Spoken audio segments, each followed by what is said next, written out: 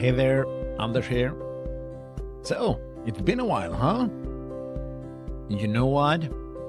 I've been taking some time off from the Trade Compliance podcast, developing my own company. High Coast Compliance. What about that, huh?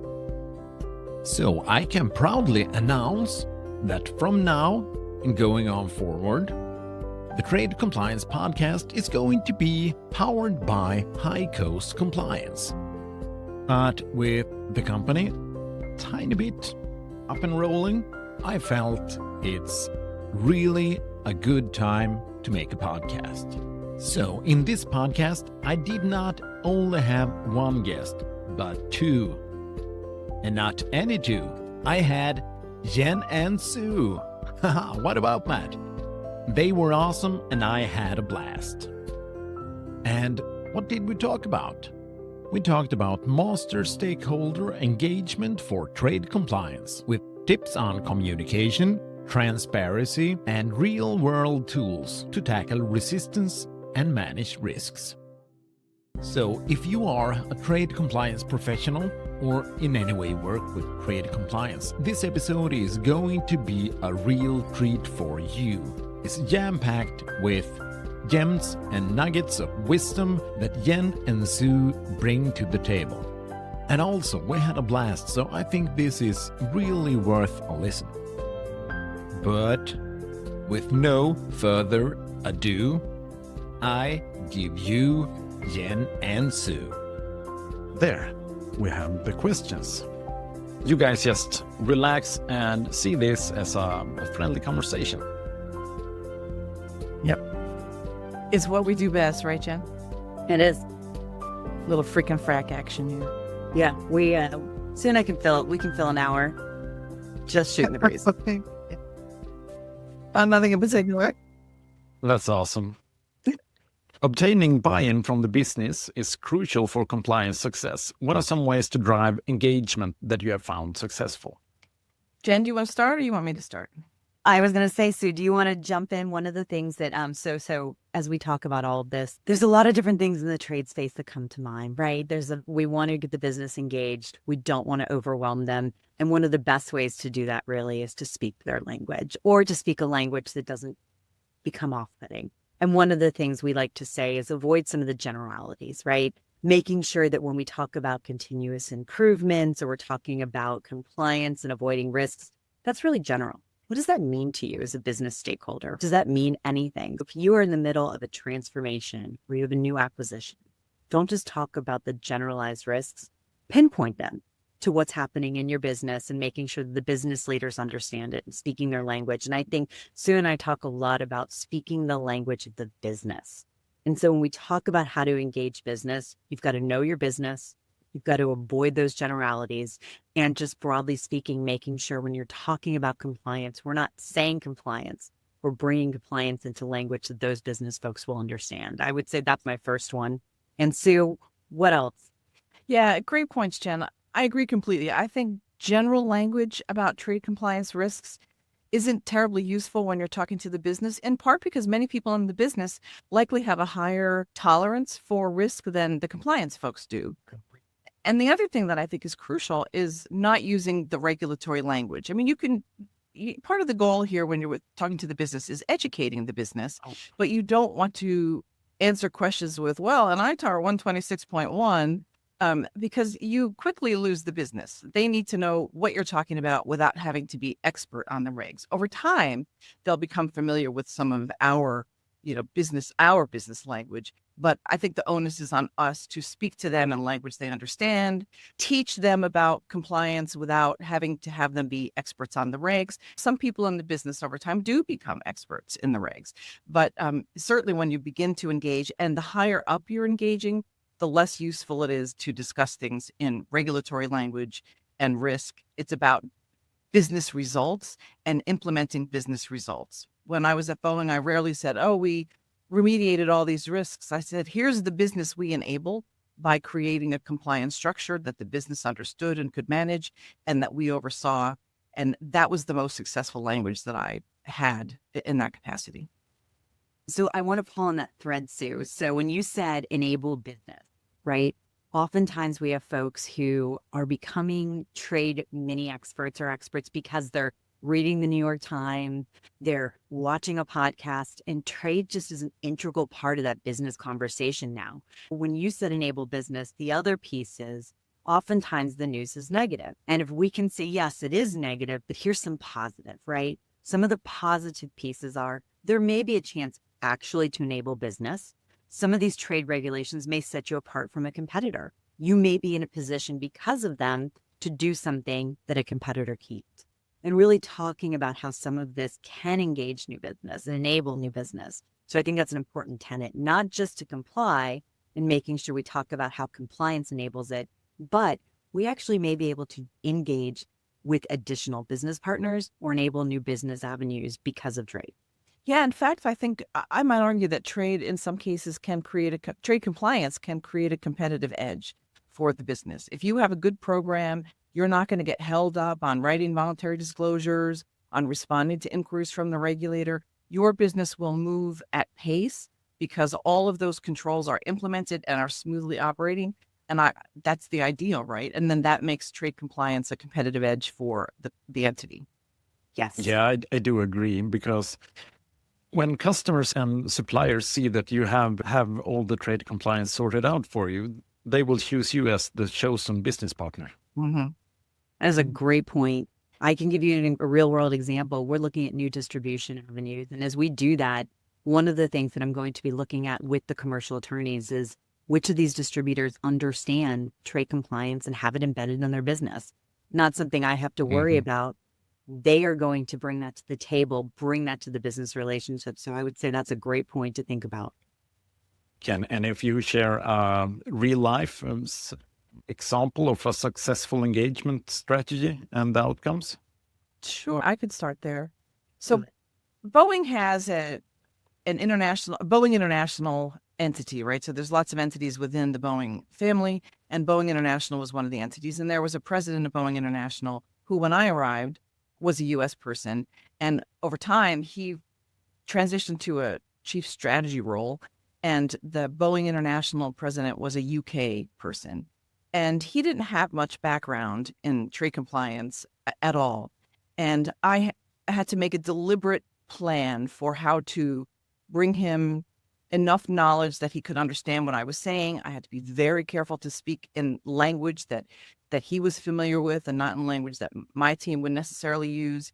And over time, I met with him one-on-one. I met with his leadership team. I was on his leadership team, and I met with other colleagues on the leadership team to be sure we were all aligned on what I was talking about, where the guardrails had to be, and why that was a good thing for the business. And really, in the end, it worked out really well because he developed the language knowledge and didn't require much coaching after not too long a time. And that made the relationship much more successful because he understood what I was saying, and I knew how to address his concerns without speaking what he considered gobbledygook. And that to me is ideal in the business, because you've got to address their concerns in their language for their success, because we're the enablers. We're not the people doing the business. We're making sure the business happens. That too. I couldn't agree more. And I think we are the enablers. We give you the tool. So I'll give you, sometimes we get lucky and that happens, right? But there can be a previously embargoed location or trade that all of a sudden becomes accessible and everyone gets excited. I'll give you an example.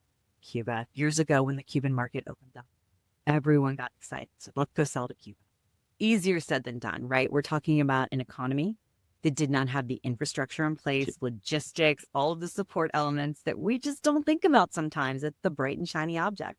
And oftentimes that makes it really difficult to penetrate a market. So by enabling the business with some information, yes, we want to go, we want to do this, but is there a way to do this where it's not going to put the onus on us to build out that infrastructure, right? And to figure some of that out. Is there a larger business partner that we could partner with? And so at the time, we were looking at this market and seeing if we could bring in some commercial items.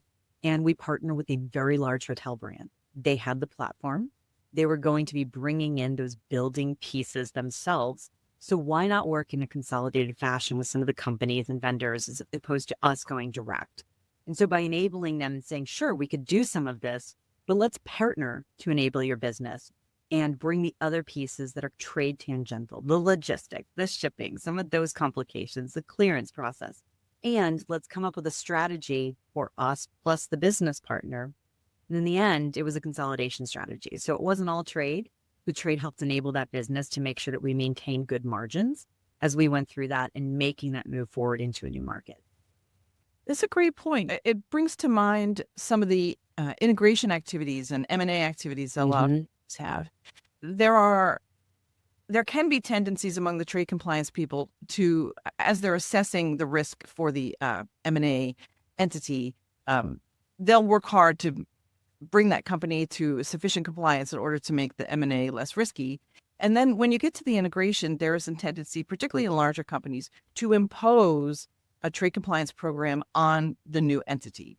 And I think what can be very useful is to first examine what the existing trade compliance program is and consider them your business partners as well. So you can see what's working for their business, and then you begin to help facilitate that in the larger milieu of your company.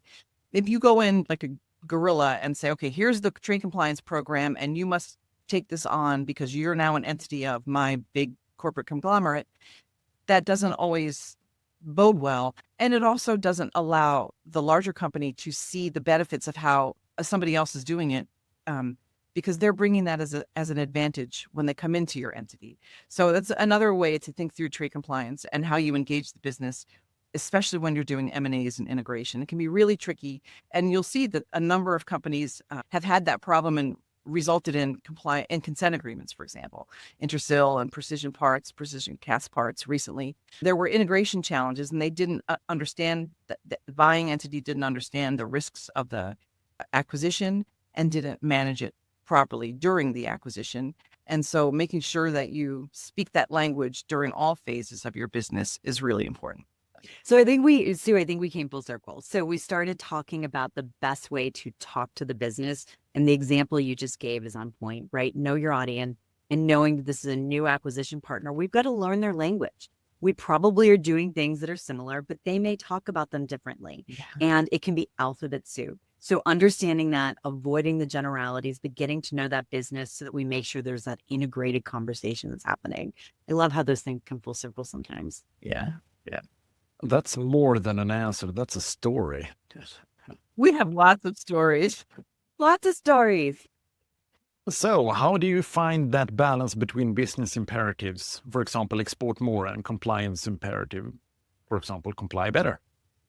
That's a good one. I'll start, Sue. You started the last one. I'll take this one. Anders, I think it's a great question, because that is, as you progress in a trade compliance career, oftentimes folks come in as an operation technician, specialist, analyst. They come in as an attorney, right? They bring in their hat from government. They bring it in from a private law firm, what have you. And what we really need to understand when we come in is we love trade, right? Some of us get very excited to talk about trade nonstop like we're doing here, but we've got to understand what the business objectives and goals are. And so making sure that you find ways to align. For example, one of the initiatives we have right now that I'm working on is really creating new efficiencies. And we are going through a transformation process with our ERP system. So all the systems that make everything connect with SAP. And there's a lot of opportunity with that. So that's a goal of the company's. And I have to align my team's goals to that as well, not just to finish the project of the integration with SAP, but also broadly, what are we doing to bring efficiency? So making sure that you're looking big picture at either a team or company's goals and aligning your teams. It's easy. There's never been a time where you can't say, let's take a word like efficiency, or let's take something like talent management or growth and align that to what you're doing in trade. But I think it's important because you've got folks coming into your team doing operational tasks, doing compliance-oriented tasks, and they need to see how they fit into that bigger picture. So I think just big picture it, right? Making sure that from a holistic level, your company's objectives and goals align with your team's goals in trade compliance is a great starting place and foundation. Yeah, great points. It seems to me often that the business is more willing to take some risks, right? A lot of business people are risk takers in some ways, and they have their processes for doing things. And if trade compliance comes in and says, you must do it this way, rather than this is the result we need to achieve for compliance purposes, that can be a very different conversation. I had some experiences where in multiple companies where the business didn't want to take on the cost of implementing some compliance programs. For example, you can see this in consent agreements. Many businesses don't do the jurisdiction and classification analysis completely for all their products, and that can lead to problems. And in some businesses, that may be a cost to them, right? They have small engineering departments, and they don't get they're chargeable to their contracts to do the J&C, especially if they're doing government contracts. So that becomes you have to figure out a way to pay for that labor to do some of the compliance functions inside the business that the business may not want to pay for. And I think in large companies, that's a real conversation about trade-offs and where responsibility lies to make sure that those things that aren't considered by the business to be integral to the business, even though we know they are, like J&C and engineering, having that conversation about the value to them to make sure they do what has to be done and working with them on cost, it can be really empowering for both entities. If you're wrangling over who's going to pay for compliance, which I think happens a lot in companies, if we implement, that's going to slow us down, that's going to cost us money, that's going to create challenges with our suppliers and our customers. You have to have business arguments to help them over the hump in how to address compliance while also keeping the business running. And the most successful compliance people, I think, understand the business at the transactional level because that's where mistakes happen. It's rarely at the big level. It's usually at how things move within the company, who touches them, how they go out. And if you don't, as a compliance person, don't know it at that level, you can't implement the least onerous controls at the right spot. If you're just putting in controls that have worked before, but they're not really appropriate to that particular business activity, you're not being successful and the business will resent it. So there's lots of ways you can engage the business to be sure that what you're doing aligns with their needs and how they're judged by their leadership, because their leadership is usually basing it on sales or whatever, and your leadership is looking at it very differently. So that alignment's key. It's huge.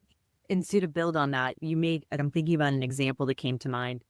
Over the last 5-6 years, there have been several companies who've been put on prohibited and restricted party lists. And the problem with a restricted party list is twofold. Number one, if it's restricted for you, it may not be restricted for your customers or your competitors. And that's the worst, right? You're in a situation where I've been in a situation before where a company I was working at had a competitor who since then has had a huge fine levied against them, but at the time continued to do business with Huawei. And executives will come and say, but they're doing it, right? And so I would say one of the things on that is oftentimes benchmarking and making sure you have that bench of folks that you can talk to helps you. I'm going to make you do this, but I'm not the only one who's putting this in place. Making sure that you've got that backing to say it's not just us, it's going to be these other companies who are competitors and peers. And we need to make sure we are in lockstep with them in terms of the compliance we're making when there's new changes that are being made. But the other piece, when a new company, when your customer is put on a restricted party list, oftentimes you say, we just have to cut off business. Sometimes the business, because they've gotten smarter, we've educated them, say, wait, there's a segment of our business that we can still do with them. It's restricted, not completely prohibited. Operationalizing that can be really tough. And going back to the system piece that I talked about on integration and why that's so important, man, if you do not have good systems, if you do not have good record keeping, putting business forward with a restricted party can be not only risky, but very difficult. And oftentimes what I will do is quantify it. Say, yes, you may be able to continue $5-10 million worth of business for them, but we need to put these controls in place. Is the business willing to cover the cost of a resource, be it someone added to our team, added and embedded in the business, or through a third party like a big four?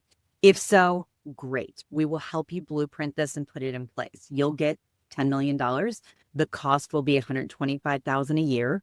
Great trade-off. Sometimes the business is absolutely, but when we quantify that opportunity and say, yes, absolutely, we can do this, we don't have the resources, you're going to have to pay. Here's what that cost is. You put those numbers by each other and it's a win, right? You've put together the case. You said, we're happy to do this. We're happy to enable your business. Help us help you, but you're going to pay the bill and you're going to get this in return. So it's oftentimes just pulling back, again, speaking the language, the theme that we've been talking about, but giving them that example, giving them those facts and figures helps them to make these decisions. Those great points. I think it's also useful to consider the business person who says, what if I don't get caught? There are those people who will ask that question. When you come in and you say, listen, we have to do this, that, and the other thing because we've discovered a violation and we have to remediate. There are people who will say, what's the risk that we're going to get caught? And if we get caught, what's the penalty? Why do I have to do that? And there's a lot of schooling that has to go on when you get those kind of responses from inside the business. And the answer, I think, for us to give is not because you'll get a penalty. The answer, I think, that's most useful is to say, if we fix these problems, your business will flow better. You can continue to do what you're doing. You're just going to do it in a different way to be sure you can proceed without impediment from a regulator. But if you keep doing it that way, at some point, you'll fail because you'll get caught or you'll have a penalty. And there's all kinds of reasons why you should. I had somebody very recently say to me, do I really have to register? And there is that because people are a little nervous about it and they think about it as like the red light camera. Maybe I won't get caught if I go slowly through the red light, things like that.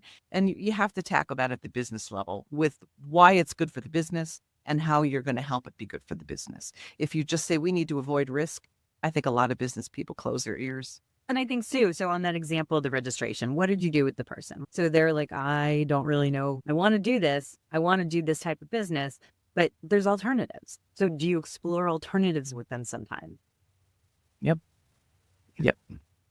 And those alternatives have to be tailored to their business, right? Yes. So you can do A that works for you and works for me, or you could do B that works for you and still is compliant. And if you give them those choices, most people prefer to have choices than just to be told what to do.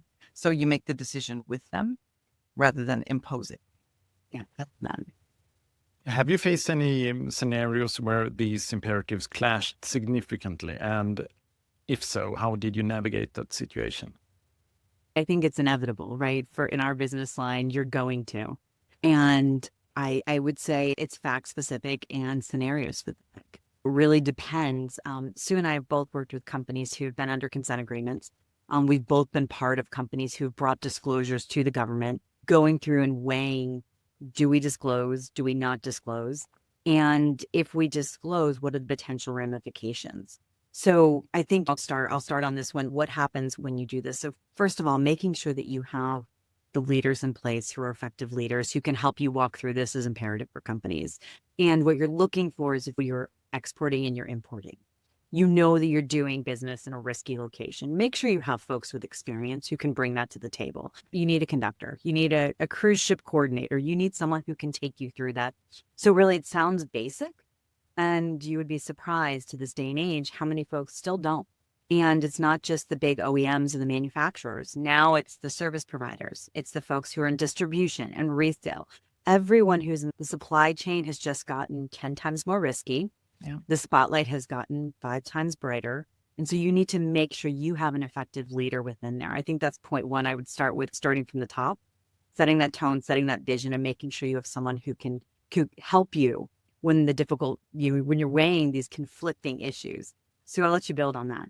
Yeah, and great points, Jen. And the more global operations your company has, the more the supply chain becomes somewhat attenuated, right? Mm-hmm. If you look at, I think it was the Honeywell consent agreement, when you look at how many levels down the violations were and how many entities the companies have to know and know about, it could be 10, 12 entities down the line that causes you to put a part in your system that's non-compliant, either in a trade way or in some other way, like a government contracting way.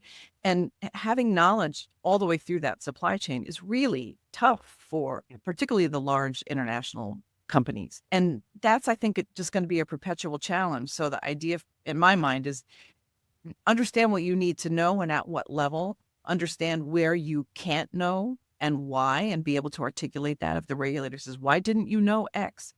Have your answer. Try to know X, but if you can't, be prepared to say, here's why. And throughout that process of engaging with the regulator, if that's where you end up, help them understand your business. If you don't understand your business and the challenges your business faces in complying, you can't articulate that to the regulator or to the business.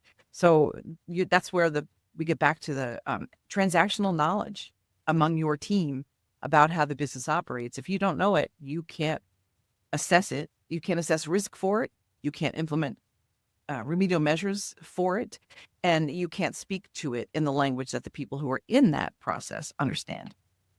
And I love what you just said. And I want to build on it with an example, right? Back to the question, what do you do when you've got these conflicting positions? You want to comply and you don't know if you want to disclose, or you're getting pushback from the business, right? I love the example of visual access, Sue. It's something that we've all dealt with, we've all advised and worked with companies on. And what I mean by that is, for those that don't know, oftentimes you'll have controlled technology in a system. You'll have it sitting in your ERP system, sitting in Windchill, sitting somewhere. And all of a sudden you'll discover that a subset of your employees, usually foreign nationals, have access to this technology. And everyone goes, oh, that's potentially a violation, right? Having the ability to access this you have to have certain controls, certain locks in place. The big question becomes, did they access? Sometimes you're lucky and your ERP system is set up and you can actually see if they did in fact access that technology. Sometimes you can't. And so what you have is potential access. And nobody wants to go and disclose to the government over a potential issue that you can't pull the string from start to finish on. What do you do? And I think one of the most beneficial things, and I've had this scenario happen, and I know you have, Sue, as well, many companies have, is sit back and say, we're probably not alone, right? And I know you're worried that me as the compliant person are going to make you dig all the way down to figure out if each of these individuals access this information. No. And so I think big picture, again, going back and having that expertise, having folks that say, you know what, we can probably just disclose the potential access and call it a day. We'll leave it to the government. If they have questions, we'll talk to them about why we can't, and we'll talk to them about the remediation we've put in place. That may be enough. That may be sufficient. And that brings in that expertise, but it brings in also knowing the limitations within your business. You can't make that case to the government to close out that issue unless you know your business and you've been working with your business partner. So just a good example of, sometimes we have these big compliance hats on over here. We'd like to have our compliance hat. And then we've got the issue here where the business is saying, do we really need to do this? How do you balance it? Pragmatism, experience, and bringing them all together with the facts at hand. And benchmarking. You mentioned benchmarking Yes. a little while ago. Big fan here of benchmarking. You have to know people in the community, which is important. Build those relationships if you're in compliance, because you can then reach out to your counterparts in other companies that are similarly sized or have a similar business model and ask them how they do it.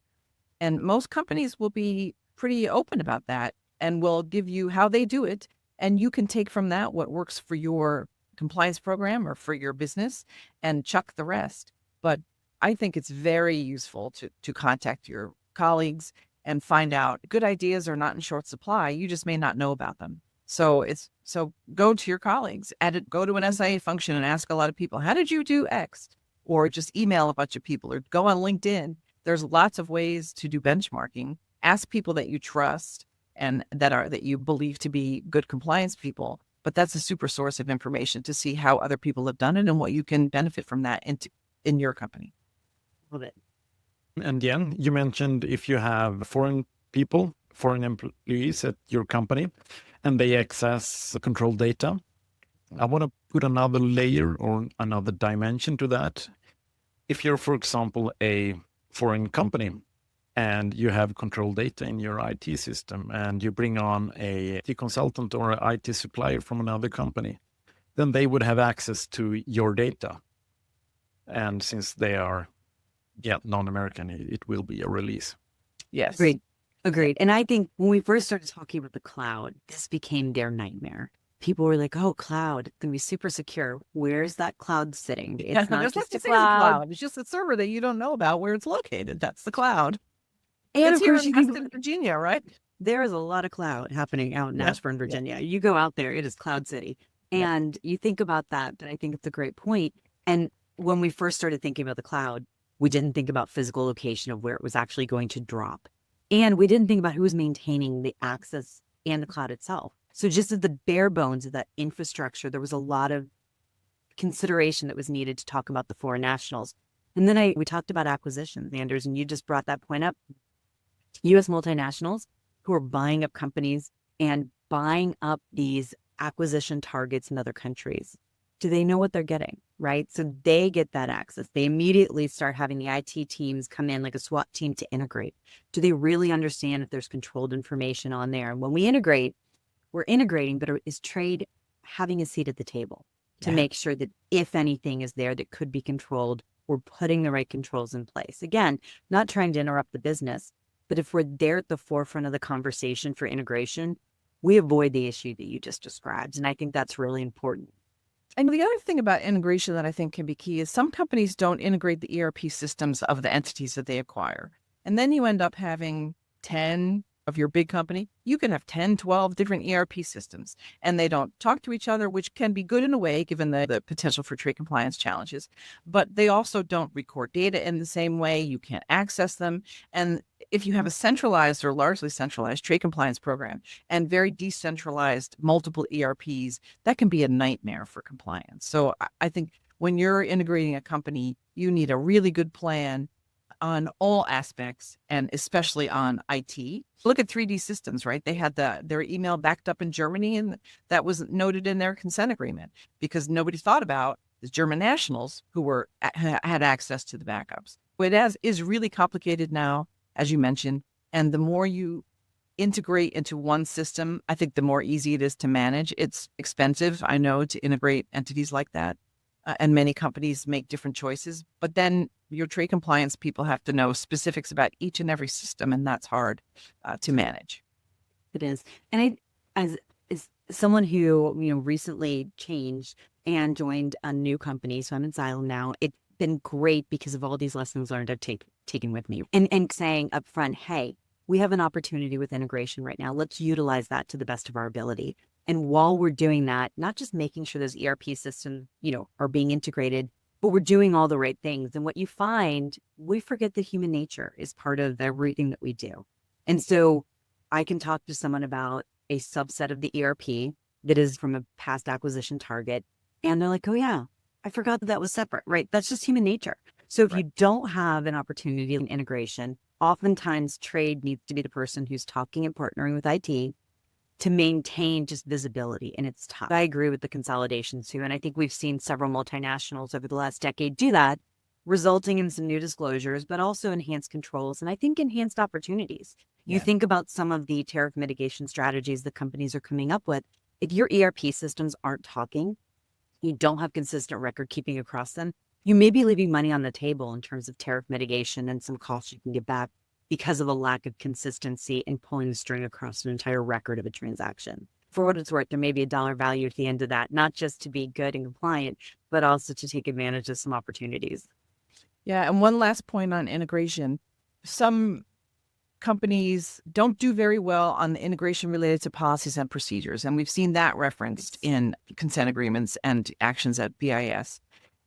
If you're a large company buying a small company and you're imposing all your policies and procedures on that small company, you've probably just buried it and minimized the value that company's integration to your company brings. So that's important to tailor. And if it's a non-US located company and you're a US located entity that's buying that foreign entity, those policies and procedures have to be very specific to the situations. And just saying you have to adopt all our policies and procedures as written is, I think, largely useless because policies and procedures have to be situation specific and entity specific.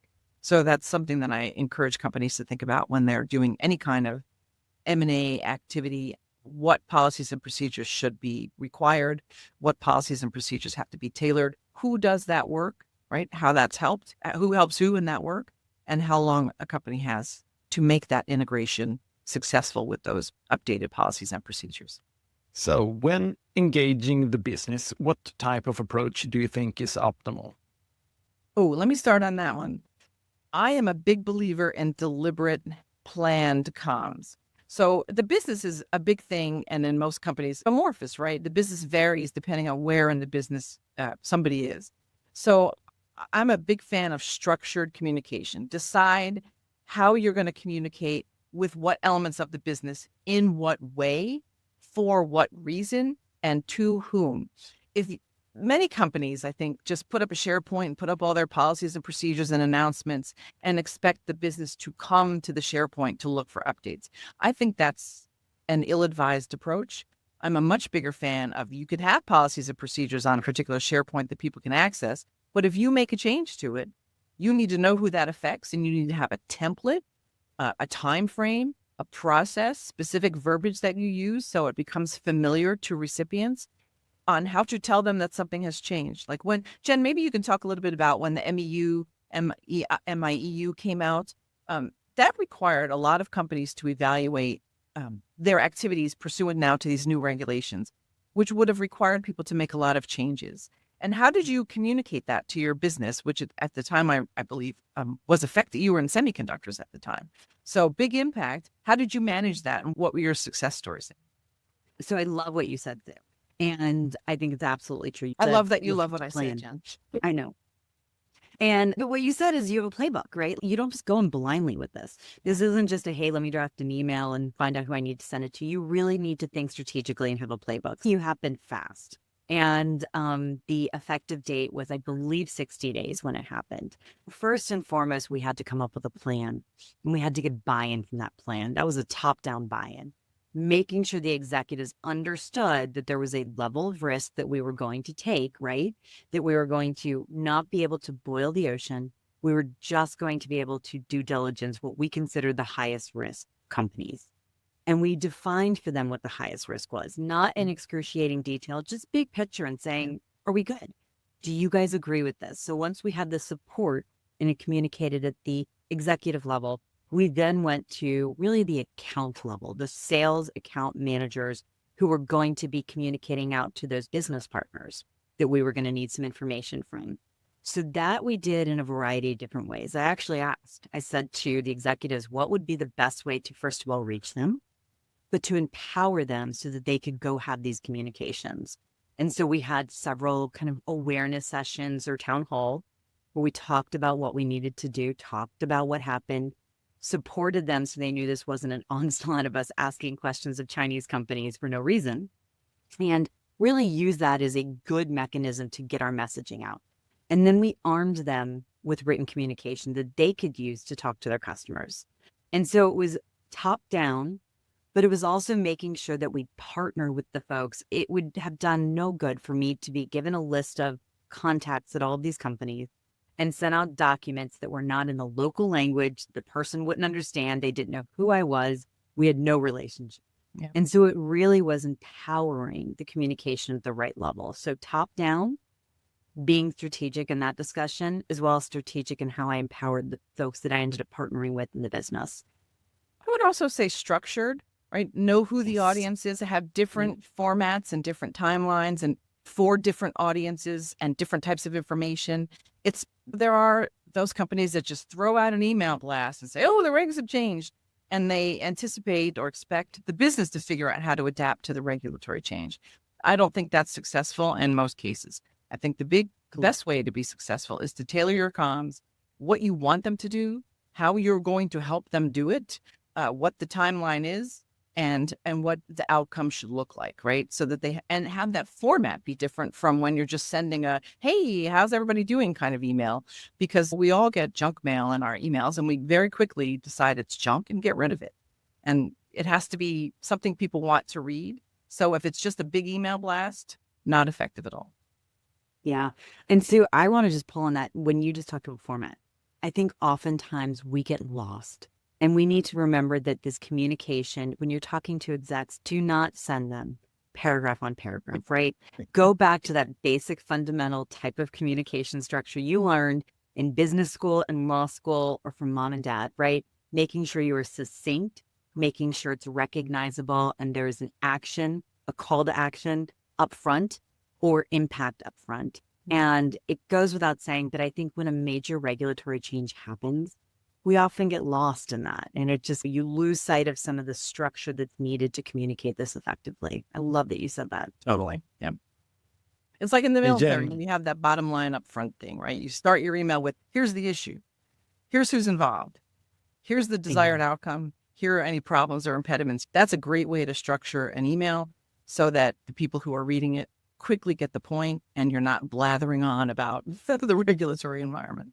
That's right. That's right. How do you tailor your engagement approach based on the unique culture in the company you're working with? That's a great question. If you do. First of all, I would say you have to, right? You have to. And I think also the microculture within the culture of your company, because if you're in a large company, there are many cultures. And if you're dealing with a particular business unit, that has its unique culture that's subordinate to the larger culture in a lot of ways. But you've got to know that if the business and your folks are close to the business, and like I said earlier, the business at the transactional level, what the culture is there, and you address your communication to the culture. If you have a culture where there's no accountability and you go in saying everybody needs to do X, and if you don't, you're going to be in trouble, you've just lost it right there, because you have to know if they have that culture. And in some companies, there are pockets of resistance. There are pockets of excellence, probably in most companies. And then there's all this middle ground where there's a lot of variability. That area is the hardest. So figure out what your micro community is, what their culture is. Your people who are close to that organization should be able to help you with that, and tailor your comms to that organization. Well, I couldn't agree more. What I would say to commercial, you think about the type of company you're in, a commercial versus an aerospace or defense or government contractor. You're coming at trade from a different place. So that's important to remember. Just what industry are you in? I think that's important. Is it a heavily regulated industry? Going into the semiconductor space, this was a industry that for 30 plus years had sold things in a certain fashion. They didn't require a license. They did the screening for their customers, but everything could pretty much go. Juxtaposed to foreign policy changing, and all of a sudden, you're in a posture where things that you sold to someone 30 years ago, you need a license for. And that license is taking 6 months to a year to get. Yeah. That's difficult, right? And so understanding that culture, so appreciating the industry, appreciating the shift, and then understanding the cultural piece of the company that you're in, incredibly important to get our message across. You can't downplay the culture to us being able to do our job effectively in delivering for the business. I can validate that. I will tell you that a Boeing commercial airplanes had a very different culture from Boeing Defense, Space and Security. If I was engaging with the CEO of Boeing Defense, I would have a very different approach from the CEO of Boeing Commercial Airplanes, and all the way down. And my teams at those places knew how to engage with those organizations at their business level. Because if you're just up here, but the problem is down here, and you're talking up here and you don't know the culture, it's completely ineffective. Agreed. That's a great example.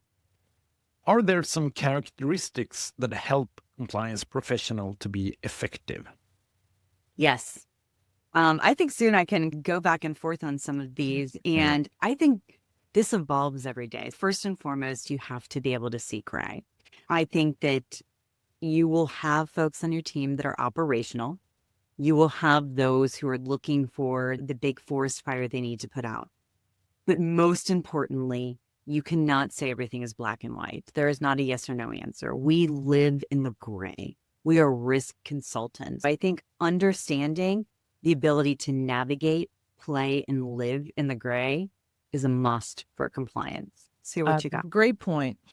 I think the primary characteristic is the ability to listen to the business and operate in the business space. If you're perceived by the business as sitting in some ivory tower called compliance, and you speak to them in the compliance language, not in the business language, you're not particularly effective.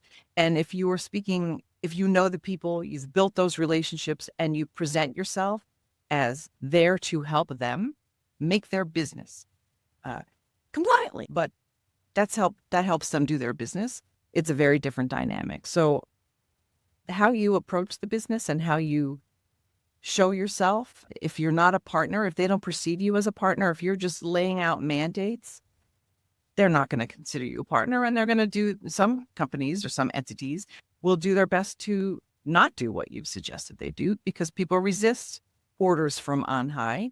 But if you walk in and say, I'm here to work with you to help, but roll your sleeves up and get it done, I think that's how business responds. I love that. I will build on that and say that you need to partner. You also can't be someone who, if something needs to get done and the business is pushing back and won't do it, you just roll them. You've got to be a problem solver. You've got to go find a way to get to yes. If the goal is, we have in our trade program certain tenants that you have to put into your business, and the business has said fine with number 1 and 2, but we're not touching anything else, and you've done the diligence, they need to put these pieces in place, and they look at you and say, no, your trade, your corporate trade, you do it. You can't do that. You cannot take that on. You have got to follow through and solve the problem. Figure out a way to get to that partnership. Building on what Sue said, I think you have to be a problem solver. And if you're a wet rag and you're getting resistance from the business about implementing and who's going to do it, and the business says, no, you do it, and you say, okay, there is a tendency among trade compliance people to take on work that's not theirs because the business is pushing back, or because in many cases they're attuned to the fact that the business is really busy and they may not have the bandwidth to take on that work. Sweet. But it's not compliance's work to do the compliance. It's compliance's work to partner with the business to make the processes compliant. And those are different things with different responsibilities on different people. And communicate that effectively, right? Yeah. So being a good communicator, making sure that, for example, great example that Sue just gave, right? And I had this example come up recently where the business just didn't seem to want to take this on. And I said to my team, have you given them a deadline? I'm saying, you know what? We've probably done this a little bit. We've done a lot of hand holding. We're doing a little too much hand holding. We need you guys to take this on and operationalize it. We'll help you figure out what that looks like. But by X date, this will be in your court. And here's what that means.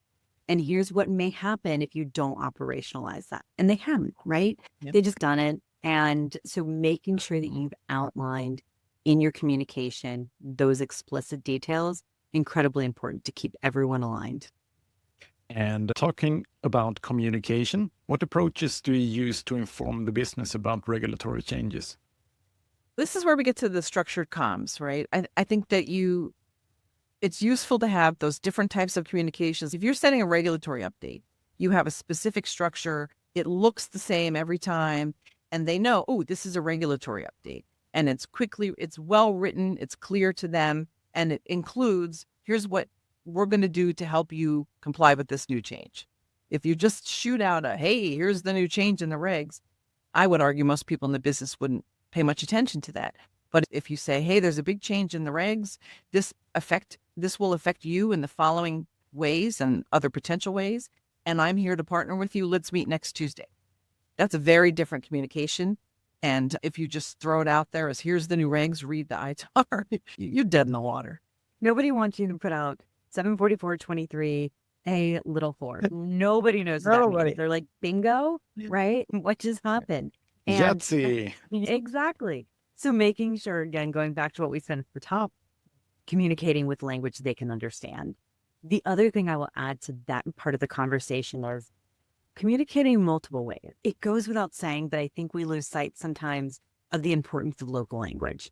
So it's great to have your PowerPoint and go through this and invite everyone to a town hall. Is there a version let's just focus on some recent regulatory changes. Is there a version that has Mandarin? Or are you utilizing that and giving it to folks so while they understood most of what you said, they're not losing the details and you're being cognizant of the cultural differences, right? Culturally sensitive is important. It's huge. It's huge. And it goes a long way, right? It's like when you deliver that message and you've thought about that, it's important.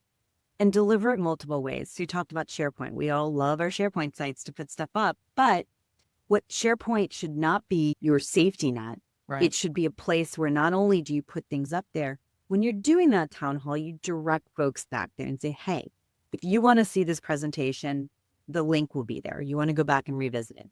You want to read more about this, there's information there. You want to submit a question about this is where you can do it. Making sure you're not just communicating in one fashion is also incredibly important. Being culturally sensitive, but again, making sure that you're hitting people in more than one way. And be open to the questions that are going to come and advise people who they should contact with their questions, right? Because we tend to distribute and talk, and we don't tell people how they can come to us with problems or misunderstandings, and that's a useful tool. Oh, and Sue, I want to build on that. What you just said about the questions. encourage it by making as part of your communication an FAQ that builds, right? One thing, going back to your question on the MEU, when the MEU rule changed, we had an FAQ that we'd already gotten a lot of questions. It started with 5. I think by the end, we ended with 15. And they were so helpful, and people were grateful that some were examples, but they were questions from the business. And we were moving at such a rapid speed that it showed we were cognizant, we were accepting of those questions, but also that they weren't alone. And we explained that these were questions that came from your colleagues, so you can refer back to them. Lots of lessons learned, but also lots of encouragement through that process to have folks answer or ask questions. Yeah. Have you found effective ways to deal with resistance from the business when you are recommending remedial measures to improve compliance? Do you want to take that first, Jen? I feel like you've got some good stories, Sue. I do. You go first. Yeah. So there's lots of ways to deal with resistance. The least effective way, generally speaking, is to push back hard against the resistance, because then you're just co-resisting, right? So I think when you're getting resistance from the business, that you have to figure out why you're getting it. Is it a cost issue? Is it understanding the problem issue? Is it being concerned about the impact of the new measures that have to be implemented? People don't resist for fun unless they're jerks. There are a few of those, but generally people resist when they're afraid or concerned, or they don't understand either the rationale or what is expected of them. So for me, the better the communication is, the least resistance you're going to have. If the communication isn't targeted, isn't structured, isn't easy to read, isn't easy to understand, you're going to get resistance because the recipients won't know what the heck you're talking about. And that's where engagement is really important. If you're just tossing stuff out, you're going to get resistance. But if it's good, you're less likely. And I love that too. Don't resist resistance. You could use that Star Trek thing with the Borg. Resistance is futile. Sure.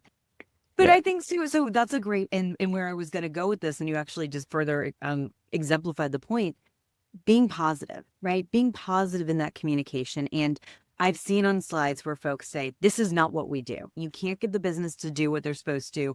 Coming in and saying, we don't do this, that's not very helpful, right? It's, here are the expectations. Here's how we are going to support it. So spin it and making sure you start from a positive place. And then I think, to your point, those visual, drawing in comedy or humor where you can, to just a little levity goes a long way, especially when we're talking about dense subject and compliance and non-compliance, right? So bringing in that levity, hitting people over the head with 10,000 examples of fines and penalties, not necessarily helpful. No. But you need to be positive. The other piece I would say, outside of bringing in levity, making sure you're positive with the communication, is I try to find examples. If I'm going to use an example of a case or a fine or a penalty, it needs to be on point to the subject matter and explicitly on point, or on point to my industry or very similarly situated company.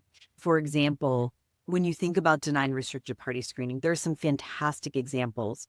OFAC has gone out of their way to issue those cases and make sure that those are available to the business. Taking an example that is spot on, if we're talking about not calibrating your systems, not going back and looking at your screening to make sure it's operating effectively year over year, just letting it ride. If that is the issue that you're trying to get across to your business, bringing in an example that is explicitly on point, a one-to-one, apples to apples, is very helpful. So I would say bring that positivity to that communication if you have resistance, little levity, and then be spot on and show that you really intentionally thought about the example you were going to give. I would also say, ask what the resistance is about. Yeah, I love that. I've had that experience a number of times where somebody was resisting, and I said, tell me a bit what's concerning you about what I'm saying or asking. And then it becomes a dialogue. And when you're in dialogue, things happen. When you're stonewalling or somebody's struggling to accept what you're asking them to do, and you just keep saying, you have to do that, it's just not effective. So say, what are your concerns? Let's talk about those. Maybe there's a different way we can do this based on your concerns. But if you don't say you're open to it or signal that you're open to it, you just get the resistance more. I love that. I love that you love. There's a lot of love in the air. This is our Valentine's Day special. Here we go. Yeah, maybe airing this on Valentine's Day would be a success, but it's a long wait. Took a long Right. wait. So And we're you actually, talking about the processes at the business related processes, like the value stream mapping and the stakeholder yeah. mapping. Can we talk about that a little bit? yeah, of course. Just fire away. Okay. So two processes that I think are really useful are stakeholder mapping and value stream mapping. So let's start first with stakeholder mapping. When you have an issue that you're hoping to resolve, understand who are the players in that situation. Who are the people who are most affected? Who are the people who are least affected? Who are the people that are most willing? Who is resisting the most? Who's on the sideline and you don't have to really involve them, but you should tell them. And if you can, there's a matrix called now I can't remember what the matrix is called. It'll come to me in a moment. But there's a matrix where you plot, literally you plot people in these four quadrants, right? The resistors, the joiners, the sideline people, and the people who are going to move it along. And then you know who you have to talk to for what purpose. So if you have some resistors, you've got to have comms and engagement with those people to make sure they don't mess up what you're trying to accomplish. If you have people on the sideline, you just inform them periodically.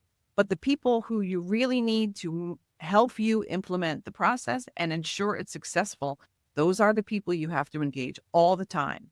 And if you don't know the difference among those people, you're not going to be very successful in implementing a change. So that's one approach that I think every remedial measure should consider.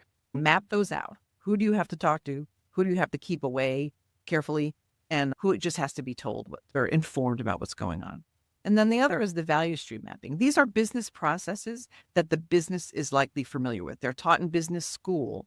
In fact, the value stream mapping was developed for the manufacturing community. So there are people who know this in the business. And that is just to know from soup to nuts or from A to Z what each step in a process is and where the problems reside, which step of that process or which steps, and address that. Don't go in there saying, I'm going to fix world hunger if you don't know how to get food to where people are hungry, right? You have to know the value chain from beginning to delivery or to product creation or product shipment. And along that chain where you can implement fixes to improve compliance or to address compliance missteps. If you, again, just walk in and go, I need to fix manufacturing, you're dead in the water. So I think the matrix you were talking about is interest versus influence, or Yes, influence thank versus you. interest. Yes. You're welcome. You're welcome. And I think that's right. Some people call it a RACI. Sometimes you have a DACI, who needs to be a decision maker, who needs to be responsible, all of that. But that is incredibly important. And it's an exercise. So I want to stress that this matrix, as a leader, you need to be going through and thinking through this. And if you're not sure where someone fits, you need to think and you need to talk to them, have a conversation. But I think that's incredibly important to make sure you go through that exercise. Harkening back to some of these regulatory changes we've talked about, it may be a different matrix for each type of regulatory change or different things that are happening in your business or with trade. Or with different entities in your business. That's right. That's a great point. That's a great point. You were just giving the example commercial versus defense. And in that instance, it's going to look different. And there may be some overlap, but that's fine. Go through the exercise and make sure you do that. And I want to stress that piece, that oftentimes we hear these concepts when people are talking about them, but that's an exercise any of us that can do. And it's something we all need to do as we go through and manage teams, manage within the business, and try to enable that business conversation. And use that tool well. I've seen some RACIs that are just enormous spreadsheets and all these little X's and all these little columns. I personally don't find that a very useful format. I think it's important to identify the RACI, the individual, what the letters stand for, but a big Excel spreadsheet with 50 people in it, I'm not sure that's useful. I think it's more useful to generate something that people can understand in each of their little communities and then figure out a way to communicate it across the communities, right? But if, throwing out a big spreadsheet is suboptimal. And by the way, take an 80-20 approach. You're not going to get everybody in that That's spreadsheet. Right. So just be pragmatic in your approach. I agree.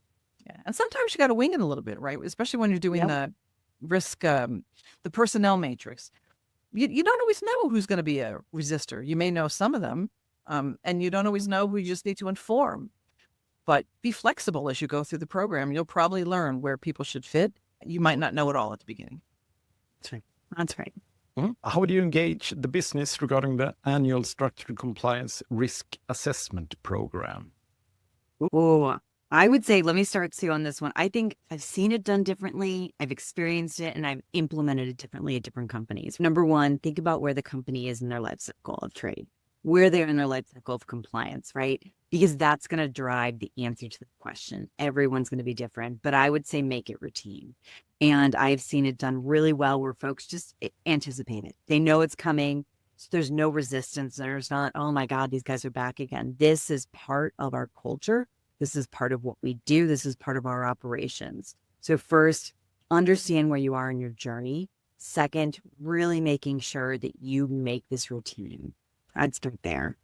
Yeah. And I think to build on that, communicating to the business when you're going to be examining their operations to see if their risk profile has changed in any way. That's where some of that communication that we talked about comes in, right? What are they expected to understand about the process? What might the outcomes of the process be? What's their role in the process? If you're just going to check their books and, check your ERP system to make sure things, went the way they were supposed to, it may not be very hands-on for the folks in the business, but you want to articulate that up front. And you want to have the same process yearly. There'll be some adjustments, I'm sure, based on where the risk changes, but you want that process to be transparent, predictable, and not too painful. And I will pull on that transparent piece. This is my last thread here, and just say, make sure that you share the results, right? Think about the best way to share them, but share them. If they don't know, if they go through this exercise, there's nothing worse than going through an exercise like that and being left empty-handed. Yes. So making sure you share the results, making sure those results are helpful and also reflective, right? If you compare to other business segments, if you compare in different areas, if you compare year over year, that's helpful and informative to the business. Yeah, great point. Okay. I just wanted to say thank you. This had been a blast and really value-packed information. Oh, good. I hope so. So. Yeah. And I do think it will be fun listening to as well. Good.